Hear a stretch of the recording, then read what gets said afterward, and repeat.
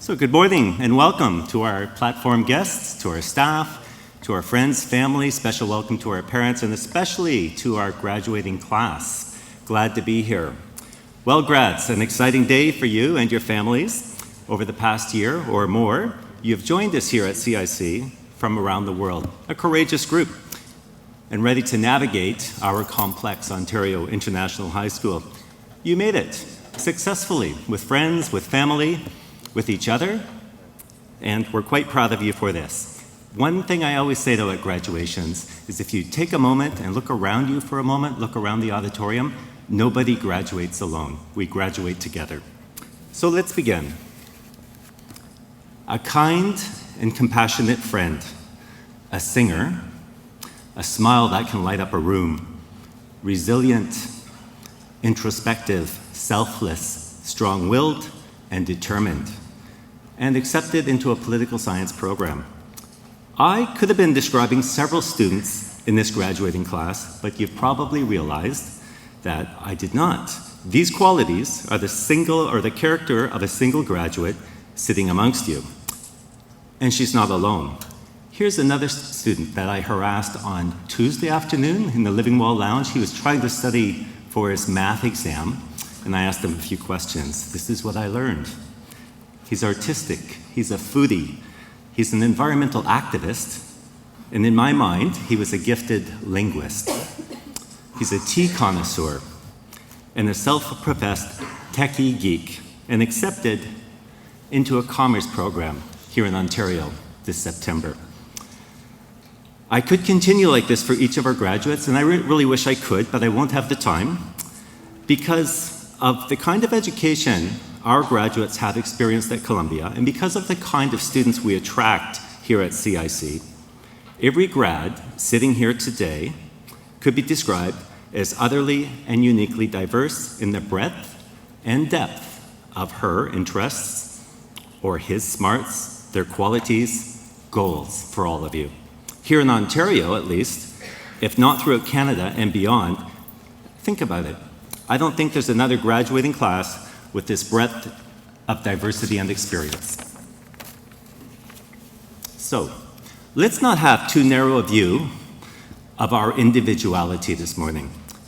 I have to admit sometimes that we as parents and educators oftentimes have that ideal notion of what our young people, what that young person such as yourself is supposed to look like, what you're supposed to be, poised, right, to lead our future. Looking forward, I suggest that traditional thinking is limiting, and it's limiting for all of us. As a parent, I speak from experience here. I have two daughters, and one of them, as a very young girl, was a voracious reader and quite a beautiful writer. It was oddly amazing at such a young age. When Katie was about 10 years old, she said, "Dad, I want to be a teacher." And I went, "Oh God, no, not another teacher in the family." I thought, talent lost, we've lost a writer.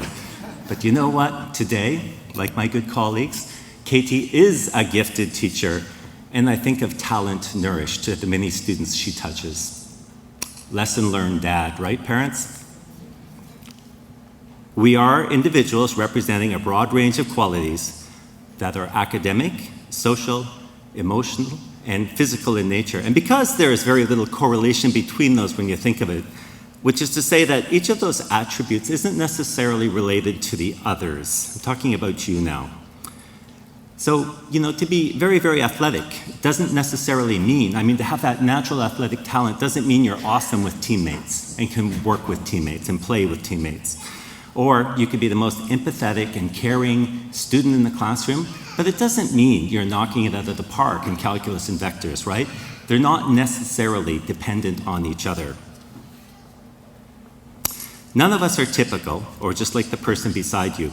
We are all unique in our makeup.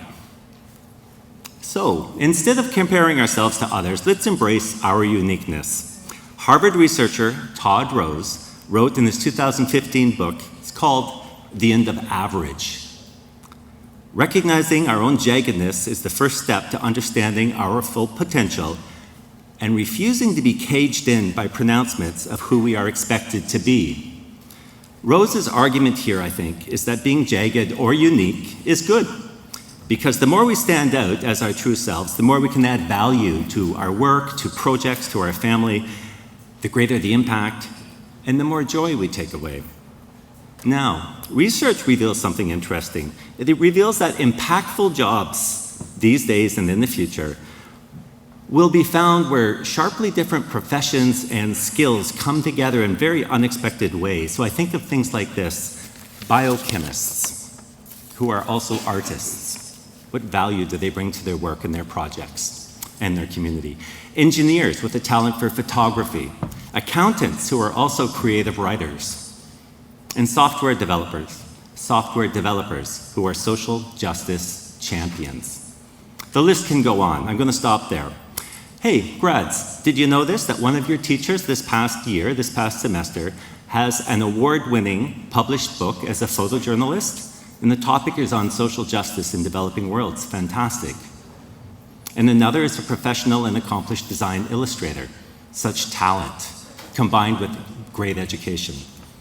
And a recent Forbes article on innovation and leadership tells us that homogenous groups, and those are just groups where members are mostly similar in their backgrounds and their ideas and interests, they're far less effective than diverse groups. And to quote the Forbes article, very simple: socially diverse groups work better. And graduates, consider whether you observed this in your classrooms together this past year. We know that working alongside people with different backgrounds brings new information, and because of this, we have to prepare better, to anticipate, and to be respectful of alternative viewpoints, and to expect, right, that reaching consensus takes work, hard work. Trust me, even as the principal, I navigate these same challenges here at Columbia every day. My vice principal would agree, and we find it very rewarding. In conclusion, grads, avoid the temptation to specialize or narrow your focus too soon, or possibly forever for that matter. Instead, strive to be darn good in a lot of different ways and enjoy the journey as you continue to learn this next year and throughout your entire life.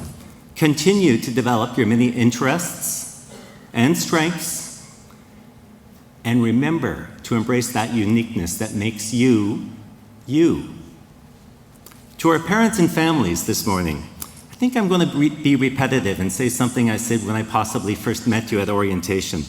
Thank you. Thank you for trusting us. Thank you for entrusting us with the total care and education of your children. It means a lot to us, and I think all of my colleagues here at Columbia are proud along with you. To our staff from all departments across our total care team, thank you for your good work and for your commitment to our graduates. Back to you, class of 2019. Congratulations.